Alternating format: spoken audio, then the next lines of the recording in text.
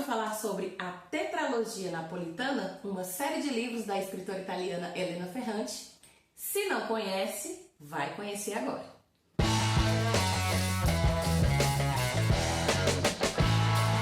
O livro dessa semana, que na verdade não é só um, são dois, pertencem à tetralogia napolitana de Elena Ferrante. Nessa tetralogia aqui, a Elena Ferrante ela vai contar a história de duas amigas, a Lenu e a Lina.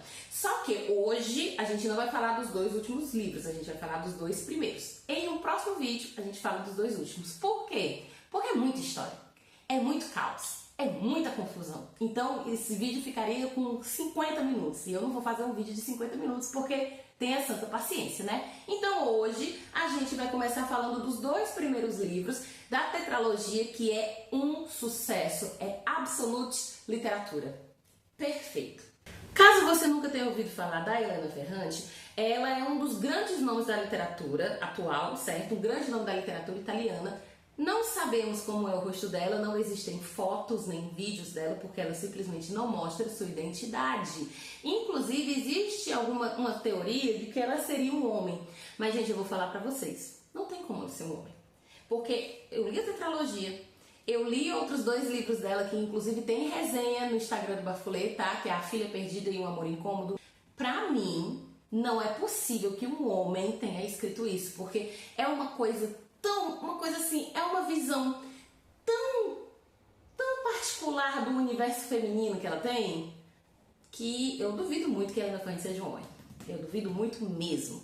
A tetralogia, como vocês podem ver, são 4 livros, óbvio, porque senão não seria uma tetralogia. E hoje a gente vai falar sobre os dois primeiros, tá? Por quê? Porque se a gente fosse falar sobre todos os 4, o vídeo ia ficar gigante e ninguém merece vídeo gigante, né? Então hoje a gente vai falar sobre a Amiga Genial e História do Novo Sobrenome.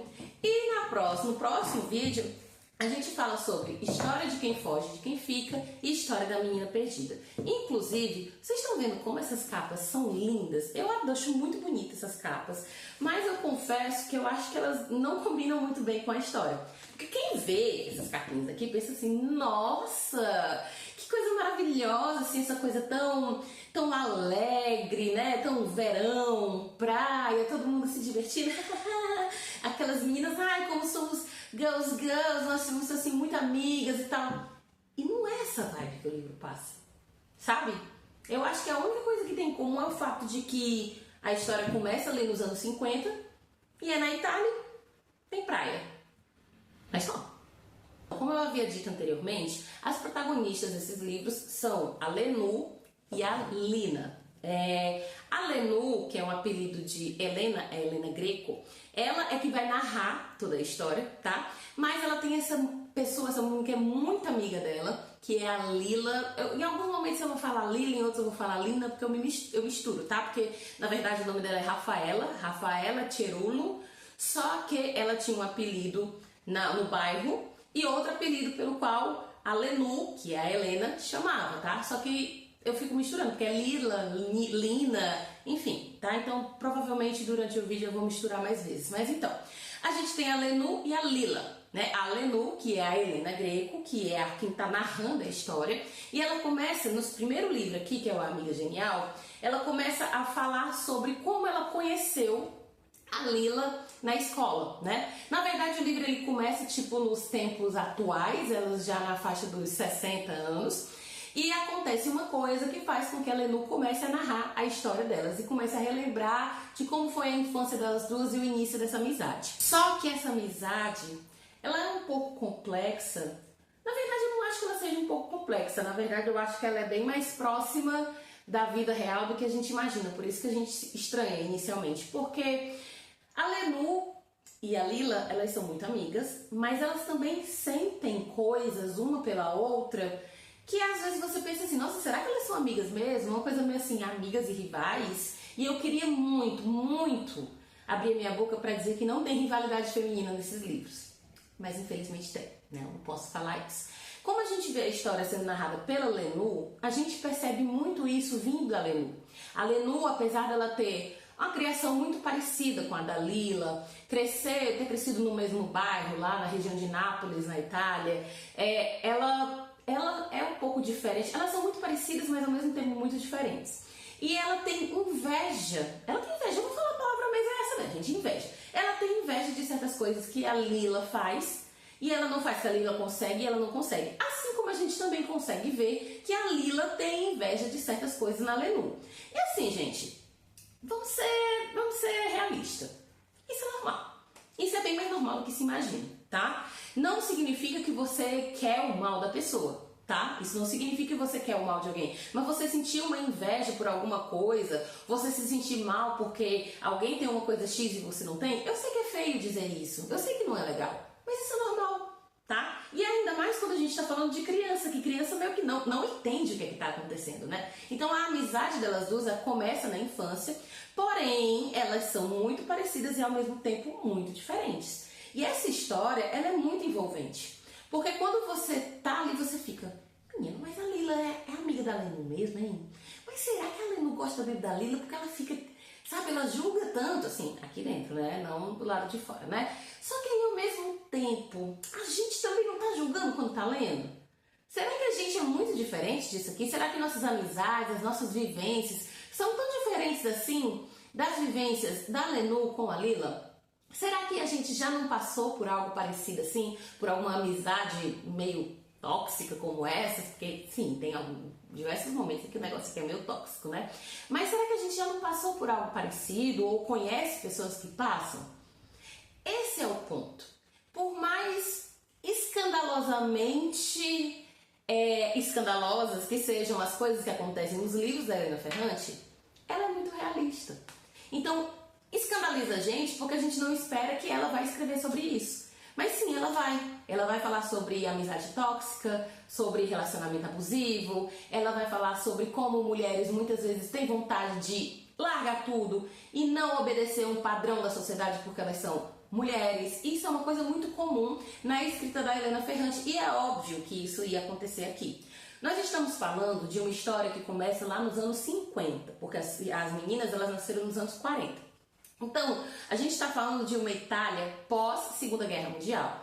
Itália esta que foi, né, o berço do fascismo, que esteve ao lado da Alemanha na Segunda Guerra Mundial. Então a gente vai ver uma Itália que é muito diferente daquela Itália romantizada que a gente vê nas novelas da Globo, né? E é uma Itália mais bruta, mais brutalizada, onde as meninas elas crescem em um ambiente cercado por muita violência, muita violência, de verdade. Prepare-se, viu? Porque aqui é gritaria e violência o tempo todo. Por quê? Porque era o dia a dia delas. A vida delas era essa.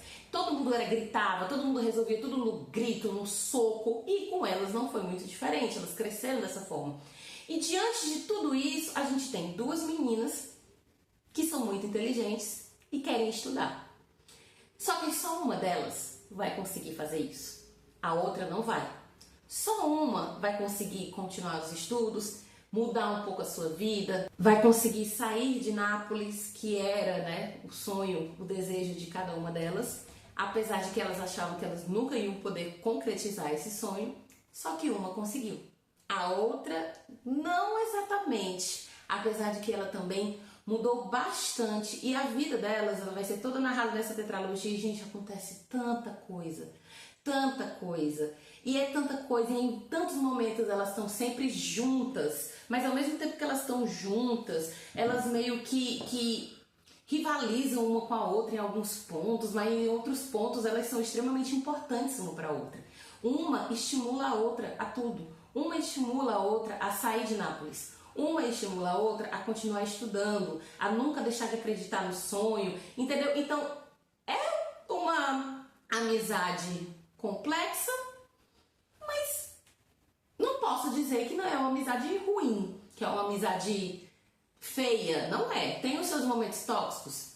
Tem, muitos, tá? Mas é uma história humana. Nós seres humanos estamos sempre, né, somos tóxicos em diversos momentos, somos pessoas que erram bastante e que gostam de julgar o erro dos outros, né? Então é como se a gente estivesse assistindo a vida de duas pessoas, julgando tudo que elas fazem, mas tipo, a gente também poderia fazer, entendeu?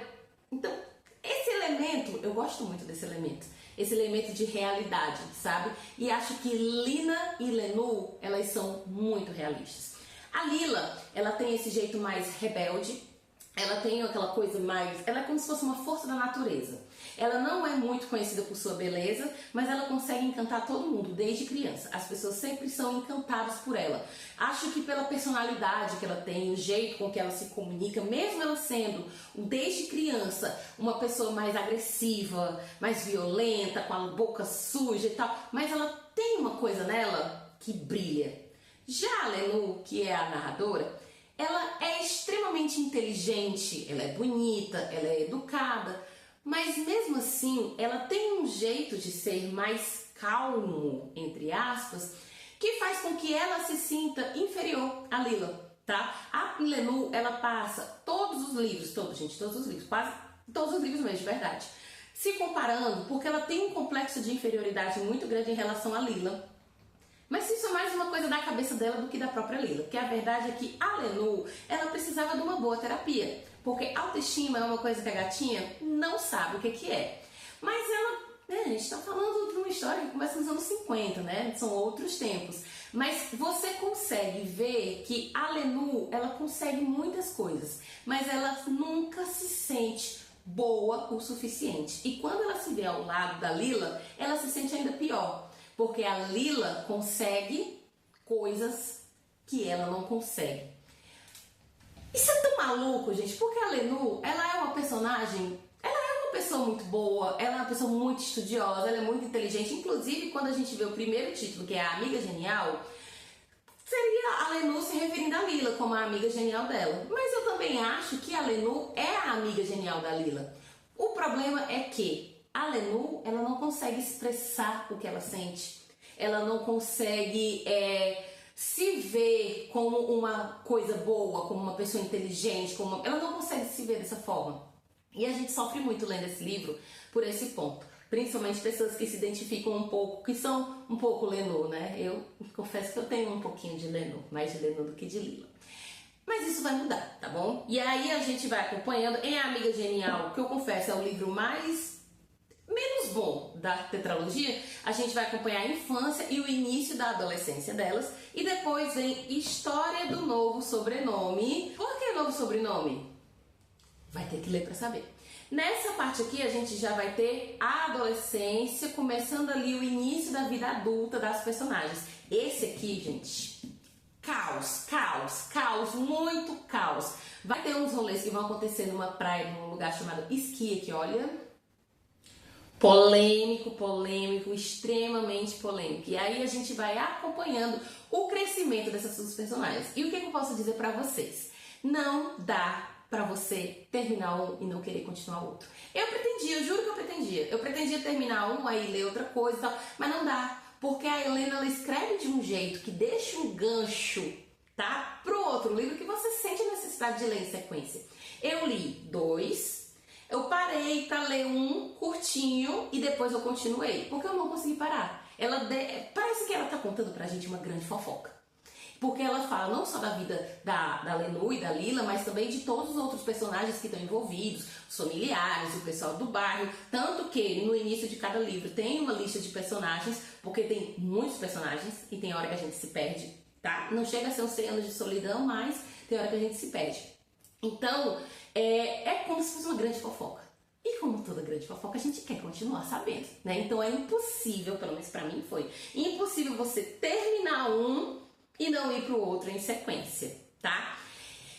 E a gente fica com esse gosto de quero mais. O que será que aconteceu com Lina? O que será que aconteceu com Lenu? Qual delas será que conseguiu sair de Nápoles? Qual delas será que casou primeiro? Qual delas será que conseguiu mudar a sua vida completamente? Será que essa mudança foi uma mudança boa ou não? Olha, são muitos questionamentos que só quem leu esse livro pode saber. Só quem leu esses livros, no caso, né? Agora a gente vai pra parte com spoilers. Eu vou tentar ser bem sucinta, porque acontece muita coisa. Então eu vou tentar enumerar as coisas que mais me chocaram, tá? Porque senão o vídeo vai ficar muito longo. A gente não quer esse vídeo tão longo assim, né? Lembrando que se inscreve no canal, curte, comenta, compartilha. A gente ainda tem poucos vídeos, mas são vídeos bons, eu garanto, tá? E não se esquece também de seguir o Bafulê Literário no Instagram e no TikTok, bafulê.literário, tá? Lá você vai encontrar no Instagram outros vídeos que eu fiz sobre livros da Helena Ferrante, tá? E lá também vai ter esse vídeo, só que sem os spoilers. Então vamos começar com os spoilers, vamos começar pelo começo, com a amiga genial. Daqui, o que eu posso dizer? Ele me lembrou um pouco aquela série Amigas para Sempre, que acho que o nome é Firefly Lane, da Netflix.